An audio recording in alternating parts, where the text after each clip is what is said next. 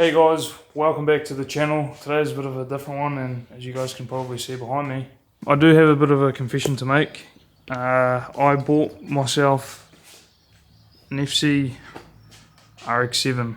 Now it's not in the best condition.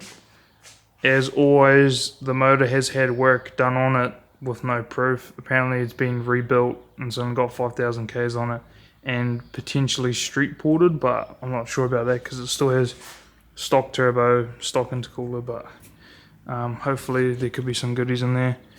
Paintwork isn't the best either. It definitely needs to get repainted, so that's another thing we're going to do on the list.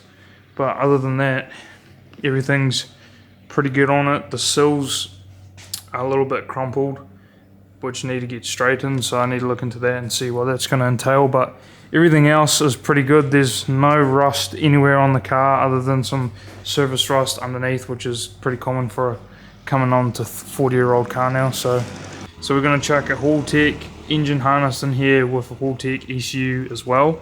I have a 1500 for the Sylvia, but I think we're going to chuck it into this thing and get it running because apparently it runs like a bag and wiring is a big issue on these older cars. So the goal for today, I've just been checking it over. I drained the fuel out of the tank. It's only been in there for about a year, so hopefully the tank's in good condition. But I'm going to try to get it started so we can get it running. I'm just going to spray some brake clean into the turbo or the intake, whichever one is the way you meant to do it. See if we can get this thing running and see what it sounds like, because honestly I don't want to pull this thing out without listening to what it sounds like, and I'm not sure even if I want to pull the whole thing out to run new wiring. The bay does need a bit of a respray, but I'd rather get this thing going on the road first, get the body painted, and then do the engine last. It might be a bit backwards, but we'll see how it goes. But yeah, other than that, I think I'll show you guys the interior real quick. It is pretty clean in the interior. We don't need many pieces. And another thing I forgot to mention, as it is auto, but we do have a gearbox, a pedal box, and some other bits and pieces to manual swap it. So that'll be the next thing. But interior is pretty clean. We've got a black dash with no cracks in it. Steering wheel needs to go because I got a whole heap of crap on my hands from it. Definitely getting some new seats. We might chuck some Recaras in here, but other than that, everything is pretty good. And I'll show you guys something else, which you never really see, especially in these old cars. But we have working pop-ups, and the lights still work. How cool is that? You never see these. You never see working pop-ups on these older cars, especially on the 180s, 180 SXs. But this is definitely a cool project. I know I didn't need another one, and yes, S15 Progress will still be going, but this popped up, and this has been one of my dream cars for a while, so I thought, why not? Even the tail lights work. That one's not. Plate lights work. That's freaking awesome. But like I said, we'll see if we can get this thing started. I'll just run it for a little bit. I'm not sure if it even has coolant in it. But the previous owner, not the person I bought it from, but the other one, he's done a lot of bits and bobs and wiring and that, and apparently that's why it runs like a bag. So anyways, we'll get into it. For those of you who don't know, I did have an RX-8 for a while, so I've done a bit of research on these things, but Maury's upper cylinder lubricant is what a shop recommended for me to use as a premix, and it's never let me down. So I'm going to be putting these through the spark plug holes just to get some extra lubrication in there till we get some oil pressure. The oil is very new in this. It hasn't been run, and I've checked that it's still brand new and clean. I better turn those lights off.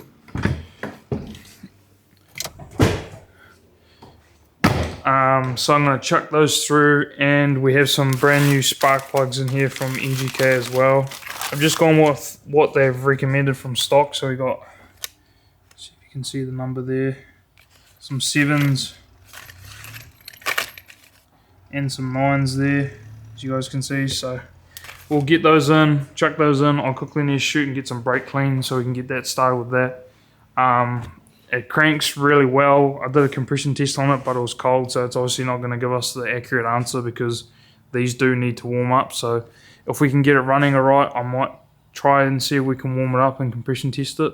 But yeah, this thing's pretty cool for a late 80s car. They do look pretty cool. We are going to change up the wheels and get a body kit on this thing too, but we're just going to see if we can get it running. The plan is to get it running, see if we can do everything that we can to get it on the road. Registration has been on hold, which is awesome. And then from there, we'll get into paint and getting everything mint. And then, yeah, we'll have a full-on rotary. So just putting the spark plugs in again. They'll tell you on the plug where they go, but leading is the bottom, trailing is the top.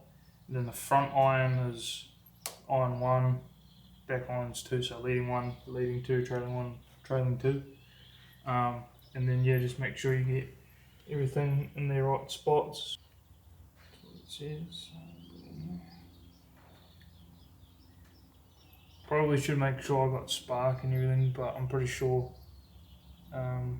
everything's working as it should, hopefully. But make sure you guys get good quality plugs, don't cheap out, because especially on rotaries, plugs are probably one of your most important things, and there's a big science behind what numbers you run, but it depends if you have a performance motor or just a stock motor. But definitely make sure you run good quality plugs. NGK you can't really go wrong with, just make sure you get the right numbers. And like I showed you guys before, I showed you what numbers I used. So yeah, just make sure you guys get the right plugs, put them in the right spot, and get your leads in the right spot, and you should be hunky-dory. Okay, we got the brake. It's got this little flap in here, I don't know why, but I'll try to hold her open so I can get some in there. Okay, let's see if she'll start. Please start.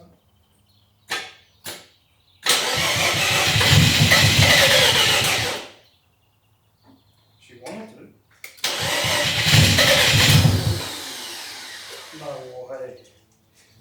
Let's try again. I think the battery's using that flat. I've got a charger on there, but might need to grab another one. Sounds pretty promising though.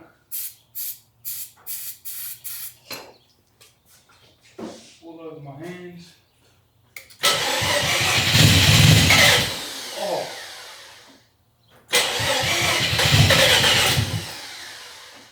She wants to.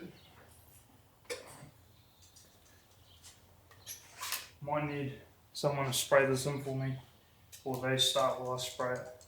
I'll go grab Ken and we'll get it going. I think we're going to have a running rotary by the end of today. 3 to 3. Right. Yep.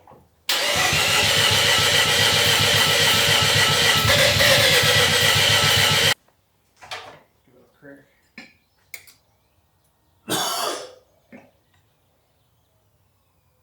Alright, let's up fuel. Yeah, definitely have to pour it out. Do you want to try it? Yep.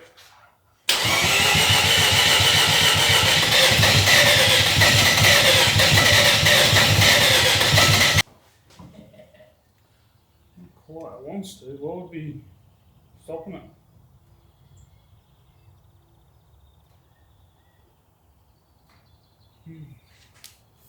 Well, the oil metering pump still worked.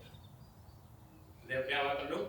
Yep. Yeah, it was slightly opening and Okay, stuff. yeah, that's all. How much throttle would I give it? Oh, just quarter throttle, something more than that. Yeah. You can try to flat out, because it might be because it's flooding, but it shouldn't flood. There's no reason to flood. It's ejectable. Yeah. It should just start on key. Yeah. Just find if your spark plugs are a bit shaky, something like that, you know, might not be sparking very well. They're brand new plugs. Oh, they? Okay. Yeah, I could pull one out and see if they're like fouled or something. Yeah. I think. I'd go through your leads again. Just check your leads in the right places. Yep. Just in case. There might be, because it sounds like it's just not quite firing right. Bloody. Oh well, there you go. One of them's in the wrong spot. Oh, there you go. See? Sorry, my bad. I thought Yeah, that was yeah. right. That's what I felt like. It sounded like quite firing right. Okay, that's around the right way. Hopefully it starts now. Give her a go. The hell is a lot there.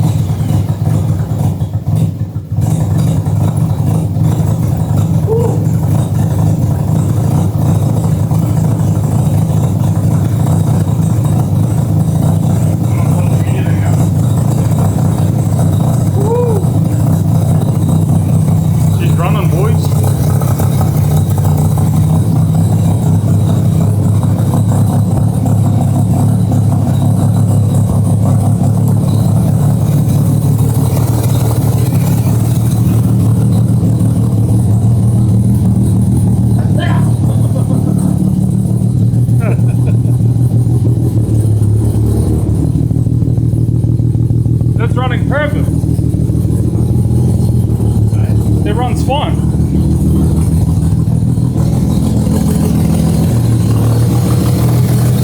That's what you wanted to hear, eh? Yeah. Well, he said it ran like a bag of dicks, really. That sounds fine to me. Oh, I might turn it off. There's no coolant in it. Yeah, there's no coolant in there, so we'll need to put some coolant in there. No, that's good. That's awesome. That's good. That's good. So as you guys saw in the last clip, we got this thing started, which is awesome. Just putting in some coolant now, so I'm gonna try to do that myself. Hopefully it doesn't piss everywhere, but yeah, that's freaking awesome. Got some braps going. Freaking smoky. That's an aftermarket exhaust, not actually that loud. But yeah, we're smoking out the whole garage. But yeah, that's a definite successful today. That means I'm not sure if I want to pull this out. I don't know if I said this earlier. I'd like to keep everything in here. The bay is fairly clean. It's dirty, which we can wash, but I want to keep it stock and get on the road first. And then if we want to dive into taking everything out and respraying it, we definitely want to fix up the outside. It's definitely got some blemishes on the outside, so definitely sort that out. But like I said, the goal for today was we'll get started. So bleed with coolant, and we might even be able to take it for a rip. It is auto, unfortunately, but we're going to manual swap it very soon, so that'll be cool. But yeah, I'm pretty stoked with this thing. Good start so far. We're just trying to get into the fuel tank because we weren't sure. Oh, one thing too, if you guys do have one of these and you can't hear your fuel pump going, there's a flap in here. You have to open that first, and it sends power to the fuel pump. So we primed it because we couldn't hear the fuel pump when we turned the accessories on. So if that's happening to your EC, that's why. I'm not sure why it does that, but I was trying to start with the brake clean because I thought the fuel pump didn't work, because I was told that the fuel pump wiring was bogus, but obviously not, because he's got a wee fuel pump. Don't know if you can see a fuel pump switch in there that he put in. Not sure why, that just happened to be flicked up. So yeah, but got some more fuel in this thing, so we'll bleed it and then yeah, hopefully take it for a quick rip around.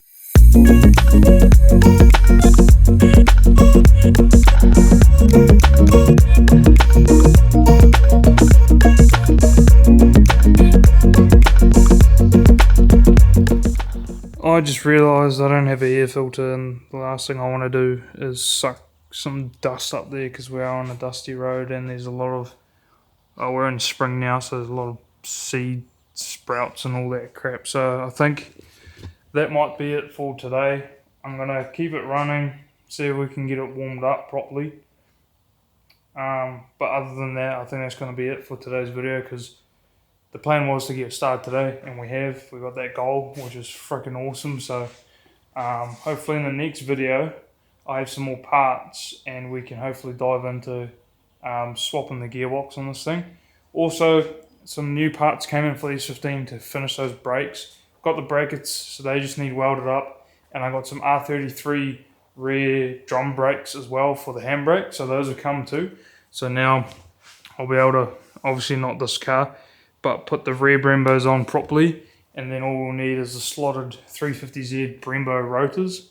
I'll just buy new ones obviously, and yeah, we'll get those on. But hopefully you guys like the new purchase for the channel. Like I said, this is what I want to do for a living, and I know there's a lot of people out there trying to do it, but this is me having a crack at it. So hopefully you guys like it as well, and yeah, I'm very excited to grow the Wannabe Club family, and we'll have merch coming out soon as well. Definitely working pretty hard on that, and I think there's some designs you guys are definitely going to like, so definitely stick around. If you guys haven't, make sure you like, subscribe, help me out a little bit, and yeah, I'll see you guys in the next one.